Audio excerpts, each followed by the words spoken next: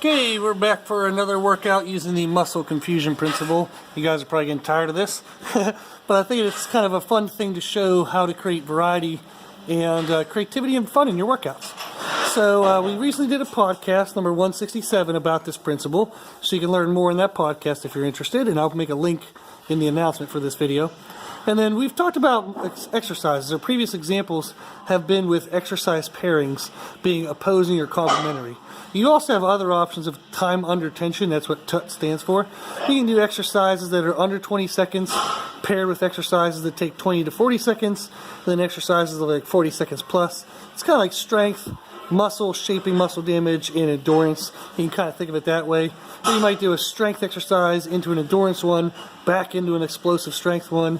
You can kind of play with these elements to create confusion in your muscles. We also have speed confusion, which is what I'm going to show you guys today. You can change up your concentric or eccentric speeds. So the way the speed in which you contract a muscle or the speed in which you lengthen the muscle under weight. You can change your rest times. You can do a bunch of other craziness. So an example of one of the craziness is what my mom's about to do. So show us how it's done, Mom. So she's going to do 10 of these things. And what these are just resistance against a band, and she's working on trying to be explosive through her hips. So she's going to try to drive her hips forward, lean back and drive forward. There we go. Get a little more hip motion. So, and the idea of this is for her to work on her driving her hips forward and getting a good glute squeeze. And she's going to be going right into a deadlift that requires a glute squeeze. So that's why we're kind of doing this to try to build up that motion. And you can see that that's a much faster kind of movement than what my mom is used to. So that's why we're creating variety of speed. Then with this, she's going to do this. This is a deadlift against our Sorinex Hurricane, big crazy machine. And we have some bands on it to emphasize the glute portion at the top. So she's doing, again, hips back, hips forward. Hips back, hips forward. So it's meant to be similar to the bands. So the bands build her explosiveness for this movement, which is going to get heavier and heavier and heavier. So you have an explosive movement into a strength-based movement. Now, let me get on this side of her. So she's doing goblet squats in a marching pattern. So, and the idea of this is it just helps work on unilateral strengths. There you go. So she squat, knee up, squat, knee up. Try to go a little quicker with that. So go right into the squat. Put the foot down right into it.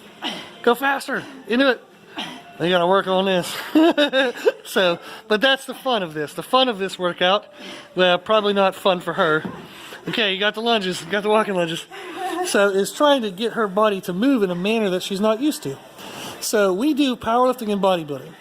It's one of the downsides to both of those sports is they do kind of reduce athleticism. Now, not always the case. Like if you have powerlifters who use a lot of sleds and box jumps, and they use accessory movements that have more athleticism in there, then you don't have to lose athleticism doing powerlifting. So by no means. But the way that most people do powerlifting is they kind of lose that athletic style feeling. So workouts like this, which is where we're kind of working on lower body, but we're working on it in dynamic, fast movements. You get a breather. Good job. So we're using dynamic, kind of faster paced movements. This is going to allow her to have more fun in her kind of like secondary training days. And it's going to build that feeling of athleticism while working on like unilateral weaknesses, like we're working on her hip drive. So maybe in her conventional deadlift, if she was sluggish on the lockout, this would be a great way to kind of work on hip drive in the lockout. But in a fun manner that serves a little bit of strength as this gets heavier. We get muscle damage and kind of muscle shaping through a little bit of the band stuff, combination with the goblet squats and the lunges. And then also the pace of these being only like a 2-minute rest and going for 5-6 rounds or so. That's going to get her cardio as well.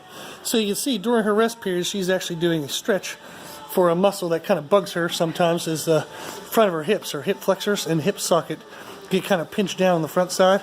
And that's from muscular imbalances and whatnot in our resting positions and in between our workouts. So we do this as part of her warm-up, and then also we do it in between the workouts from time to time if we have a movement that's aggressive on that area right here.